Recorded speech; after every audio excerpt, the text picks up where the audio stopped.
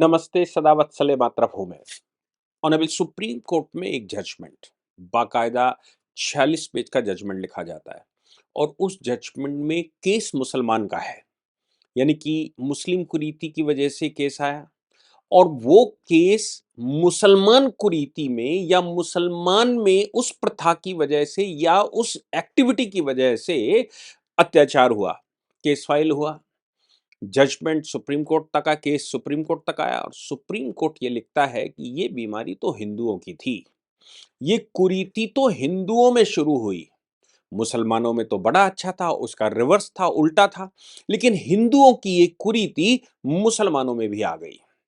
आप सोच सकते हैं कि हिंदू शास्त्रों को ना पढ़ने वाले, हिंदू कुरीति के जन्म को न जानने वाले और हिंदुओं के विषय में न जानने वाले लोग अगर ये कहेंगे कि मुसलमानों में कुरीति नहीं थी, ये हिंदुओं में कुरीति शुरू हुई और वो मुसलमानों में आ गई, जो कि अब सारे समाज में व्याप्त हो गई। हम बात करने जा रहे हैं सुप्रीम कोर्ट के एक जजमेंट की। इसका साइटेशन नोट करिए, आप लोगों को पढ़ना पड़ेगा, मुझे लगता है जानना पड़ेगा।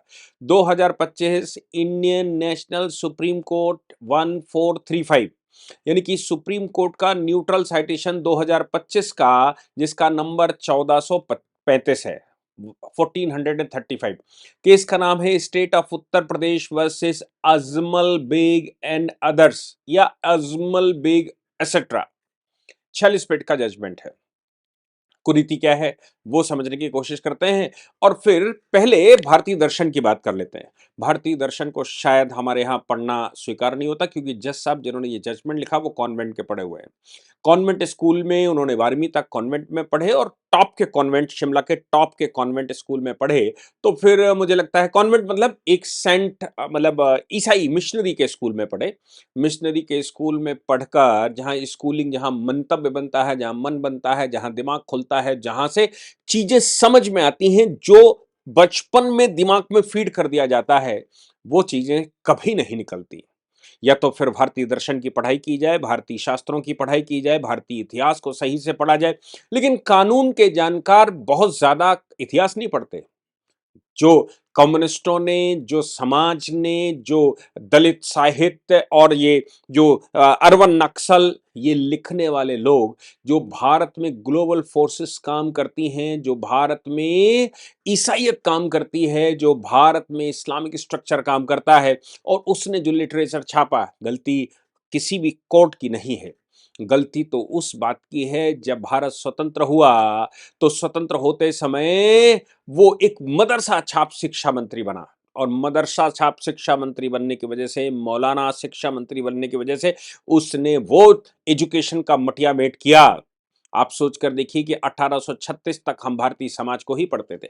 1836 तक हम, जब तक मैकाले ने प्रवेश नहीं किया था, जब तक ये राजा राम मोहन रॉय ने मैकाले पद्धति को प्रवेश नहीं करवाया था और मैकाले पद्धति से पढ़ने के लिए हिंदुस्तान को मजबूर या उसको कन्विंस नहीं किया था, तब तक हम पढ़ने की जो एजुकेशन थी, मैं लिख रहा था आर्टिकल 21 कैपिटल ए।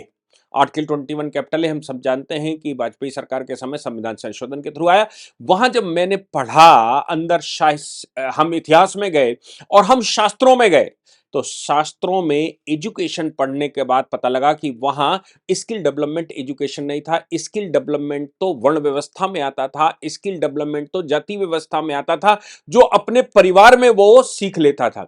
लेकिन जो एजुकेशन हुआ करती थी वो समाज की एजुकेशन, समाज में समाज को कैसे स्टेब्लिश करना है और व्यवहार संसार के साथ कैसा हो, उसकी एजुकेशन हुआ करती थी।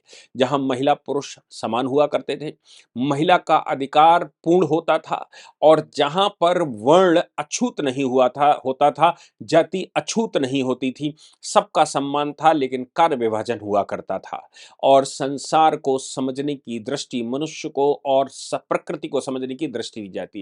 जब तक उस चीज को हिंदुइज्म की नहीं पढ़ेगा, जब तक हिंदुस्तान के उस कल्चर को नहीं पढ़ेगा, तब तक जो दूषित इतिहास पढ़ने वाले लोग हैं उनको यही समझ में आता है और यही लिखने का प्रयास होता है। मैंने आपको जजमेंट का नाम बताया, अगर आप पढ़ना चाहें तो उसको पढ़ सकते हैं। दूसरा, एक और भारत में फैशन है। भारत का फैशन ये बन गया है कि जब हिंदू समाज में या किसी की भी समस्या है, किसी की भी बेटी के साथ, किसी के भी घर में समस्या है, तो फिर हिंदुओं के सवर्णों को गाली देना शुरू कर दीजिए। और सवर्ण गाली क्यों ना दी जाए उसको, क्योंकि ब्राह्मणों का काम था वो एजुकेट कर लेते, क्योंकि सवर्णों का काम था वो समाज को कन्विंस करते। वो नहीं पढ़े, नहीं लिखे, नहीं आगे उन्होंने 1836 के बाद वो पढ़ाई घर में नहीं की, इसलिए वो ब्राह्मण नहीं रहे, इसलिए वो क्षत्रिय वैश्य नहीं रहे। तो फिर ये गालियां उनको पड़ना स्वाभाविक है। एक तरफ आप देखिए कि संतोष वर्मा कहता है कि ऐसे शादियां मेरे सरेंडर कर दी जाएं सवर्णों की लड़कियां तो, और दूसरी तरफ ये जज साहब लिखते हैं कि कुरीति केस तो मुसलमान का है, मामला मुसलमान का है, फैक्ट मुसलमान के हैं, लेकिन इनके जो जो जो उद्गार हैं, जो उनका ज्ञान है, जो उनकी बुद्धि का विकास है, वो लिख दिया इस जजमेंट में। क्या लिखा, इसको समझने की कोशिश करते हैं। मामला पहले समझिए। मामला तो यह है कि एक दहेज हत्या का मामला है, दहेज का मामला है। दहेज का मामला सुप्रीम कोर्ट तक आता है। मुसलमान लड़का है, ऐसा आरोप लगाया गया कि मुस्लिम लड़के ने गाड़ी मांगी, पैसे मांगे और कुछ ये मांगा, और ये यहां से विवाद शुरू हुआ। अब ये जो विवाद शुरू हुआ कि भई उसने पैसे माँगे और ये किया, उसके परिणाम कुछ भी हुए हों, जो भी मार डाला, नहीं मार डाला, रही, नहीं रही, वो छोड़ दीजिए। लेकिन ये फैक्चुअली सिद्ध हो रहा है कि भाई दहेज माँगा गया। दहेज माँगा गया तो जज साहब कहते हैं इस जजमेंट में कि मुसलमानों में तो ये प्रथा थी नहीं। मुसलमानों में तो मेहर दिया जाता था, और जबकि अब हिंदुओं में ये जो प्रथा आई, हिंदुओं में लड़के का सेल प्राइस लगाया जाता है। शायद जज साहब को, शायद कोर्ट को ये मालूम नहीं है कि प्रीवी काउंसिल तक के जजमेंट हैं वो हिंदुओं के द्वारा दिए गए जजमेंट नहीं है। प्रीवी काउंसिल के द्वारा दिए गए जजमेंट हैं, जिन जजमेंटों में ये जो प्रथा है, जिसको सेल प्राइस कहा गया या जिसको मेहर कहा गया, मेहर को सेल प्राइस कहा गया। Sale price of women. Women अपनी बिक्री करती है और उसका पैसा लेती है। वो पैसा उसको दो चरणों में मिलता है। दो प्रकार का महर है, एक तो अपने शरीर को एक्सेस करने का महर, और दूसरा महर है सेवा करने का। और अगर वो सेवाएं वंचित करता है, अगर वो उसको मुक्त करता है, अगर वो उसको तलाक देकर मुक्ति दे देता है, तो जो पैसा दिया गया है वो पैसा वापस करना पड़ेगा, क्योंकि वो पैसा इसके लिए, और वो तय जो हुआ था वो पैसा उस लड़की को देना पड़ेगा क्योंकि तुमने उपभोग किया है। ये मेहर की व्यवस्था जो कि इसलिए रखी गई थी केवल क्योंकि लड़की के शरीर का भोग करने का अधिकार तुमको दिया जाता है, लड़की की सेवाएं लेने का अधिकार तुमको दिया जाता है, इसलिए इन सेवाओं का पेमेंट करना पड़ेगा और उसके शरीर का उपभोग करने का पेमेंट करना पड़ेगा। ये प्रथा मेहर की प्रथा थी। लेकिन जज साहब कहते हैं कि जहां लड़की को पैसे दिए जाते थे, जहां लड़की को वन टाइम पैसा दिया जाता था या स्टार्टिंग में ही पैसा दिया जाता था, और वो पैसा जज साहब ये कहते हैं कि वो जो दिया जाता था, वो पैसा अब देने के बजाय लड़के वालों को पैसा देना, ये उल्टी प्रथा। वो एक अच्छा वो था, ये रोकने का था। दहेज रोकने के बजाय लड़की को पैसे देने की व्यवस्था थी, और उसका ये स्त्री धन बन जाता था, उसका ये पर्सनल होता था, विवाह विच्छेद होने के बाद भी नहीं लिया जा सकता था। और वहीं पर अब वो लड़के वाले पैसे मांगते हैं। ये तो कुरीति कहां से आई होगी? मुसलमानों में तो है नहीं, मुसलमानों में तो ये व्यवस्था ही नहीं थी। ऐसे उन्होंने कहा जैसे हिंदुस्तान का मुसलमान तो प्रॉफिट मोहम्मद के समय का मुसलमान हो, यहीं से इस्लाम शुरू हुआ हो। ऐसे जैसे हिंदुस्तान में जो मुसलमान है वो हिंदुओं से कन्वर्टेड नहीं है, वो तो अल्लाह ने पैदा किया यहां मुसलमान। मजे की बात यह है कि हिंदुस्तान के अंदर जो मुसलमान है वो एक्चुअली हिंदी है।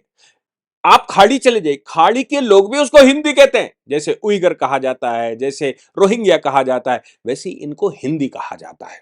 यानी कि वो हिंदुस्तान के लोग जो हिंदू थे वो मुसलमान हो गए, वो उन्होंने कन्वर्जन कर लिया, वो कहा जाता है। अब कोई भी समाज, जिस समाज में जिस प्रकार की प्रैक्टिस होती है, वो कन्वर्ट भी हो जाए तो भी वो प्रैक्टिसेस नहीं छोड़ी जा सकती, चाहे जैसी प्रैक्टिस हो, चाहे इस्लाम में कुछ भी लिखा हो। वो मजार आज भी पूज रहा है। प्रैक्टिस तो यह है, अल्लाह के अलावा किसी की इबादत नहीं। आप देख रहे हैं संसद में क्या चल रहा है। और दूसरा ये है कि मातृभूमि को भी नमन नहीं कर सकते क्योंकि अल्लाह को पूजना है। अल्लाह की तस्वीर नहीं हो सकती, अल्लाह का वो नहीं हो सकता, अल्लाह की फोटो नहीं खींच सकती, किसी की भी नहीं खींच सकती, श्रृंगार नहीं किया जा सकता, चूड़ी नहीं पहनी जा सकती, लिपस्टिक नहीं लगाई जा सकती, बुर्का पहनना होता है, ढक कर रखना होता है, कोई संगीतमय प्रोग्राम में भाग नहीं ले सकते। ये इस्लाम है। क्या हिंदुस्तान का मुसलमान इसको फॉलो करता है? क्या हिंदुस्तान के मुसलमान को इस्लामिक कहा जा सकता है? नहीं कहा जा सकता क्योंकि वो हिंदुओं की अपवित्र संतानें हैं। वो संतानें ऐसी नहीं हैं जो कि मुसलमानों की हों, जो ओरिजिनल प्रैक्टिस जहां से शुरू हुई थी। लेकिन साहब हिंदुस्तान में ये कहा गया, जजमेंट में लिखा गया, कहा नहीं गया, 46 पेज का जजमेंट लिखा गया और उस जजमेंट में 80% सिर्फ हिंदुओं के विषय में कहा गया। और हिंदुओं के विषय में भी नहीं, सवर्णों के विषय में कहा गया। ये कहा गया कि मेहर की बजाय दुल्हन के घर वाले अगर वो लेने लगते हैं, ये तो बड़ी विकराल सिचुएशन है। बताया ये सब चीजें वंश से शुरू होती हैं। ये सब सवर्णों में अपर कास्ट में शुरू हुई थी। अपर कास्ट में पहले उपहार दिया गया, यही उपहार बाद में दहेज का रूप ले लेता है और लोग चूंकि अनुलोम विवाह, आप देखिए विवाह की जो अनुलोम और प्रतिलोम विवाह, 8 प्रकार के विवाह हिंदू रीति में होते हैं, उनके भी इंटरप्रिटेशन ऐसे की। अनुलोम का मतलब यह है कि एक जाति का अपनी ऊंची जाति में विवाह करना और प्रतिलोम का मतलब है ऊंची जाति का नीची जाति में विवाह करना। यह मतलब लगाया गया, जबकि मतलब वहां पर कुल से होता है। कुल से मतलब वंश की परंपरा से होता है। कुल का मतलब व्यवस्था से होता है। कुल का मतलब ये जो मस्तिष्क धर्म को धारण करने से होता है कि किसने कौन सा धर्म धर्म का कौन सा पहलू धारण करके कितना व्यवस्थित हो गया है, इसीलिए उसको कुलीन कहा गया। यानी कि वो अपने परिवार की परंपराओं को पूर्ण रूप से पालन करता है। कहा यहां जजमेंट में ये गया कि साहब ये तो सवर्णों की व्यवस्था थी, सवर्णों में आ गई और फिर ये सवर्णों से आगे बढ़कर धनाढ्य वर्ग में आ गई, जमींदार वर्ग में आ गई, वो किसी कास्ट का हुआ करता था और ये उनमें व्यवस्था आ गई। उनमें व्यवस्था आने के बाद धीरे से ये मुसलमानों में भी आ गई, जबकि मुसलमानों में ये व्यवस्था नहीं होनी चाहिए थी क्योंकि मुसलमानों में तो वो दूसरी वाली मेहर की व्यवस्था, उल्टा पेमेंट देने की बात है। फिर आगे कहा गया कि ये जो प्रभाव है, सांस्कृतिक प्रभाव है, क्रॉस फर्टिलाइजेशन, फैसले में कहा गया है कि भले ही दहेज की सूरत हिंदू वर्ण व्यवस्था से जुटी थी, शुरू हुई थी, लेकिन समय के साथ ये कल्चरल एसिमिलेशन हो गया, यानी कि जो सवर्णों में कुप्रथा आ गई वो सबने फॉलो की धीरे से, क्योंकि उनको फॉलो करते हैं लोग, यानी कि उनको वो कहना ये चाहता था कि सवर्णों ने जो प्रैक्टिस शुरू करी वो सबने फॉलो करी और इसलिए सवर्णों को फॉलो करना उनका काम हुआ करता था। यानी कि नीचे तक जो व्यवस्था है वो सवर्णों की वजह से है। ये संतोष वर्मा ने भी ऐसे ही कहा था और जज साहब जजमेंट में भी लिख रहे हैं, ऐसा नहीं है मतलब जजमेंट में ना लिख रहे हैं। हालांकि मुझे लगता है कि कोर्ट ने वो जजमेंट नहीं पढ़ा डॉक्टर देवेंद्र सिंह का। Devendra Singh versus state of Punjab के जजमेंट में ऑनरेबल जस्टिस मित्तल ने साफ तौर पर कहा कि जाति व्यवस्था भारत में कभी थी ही नहीं।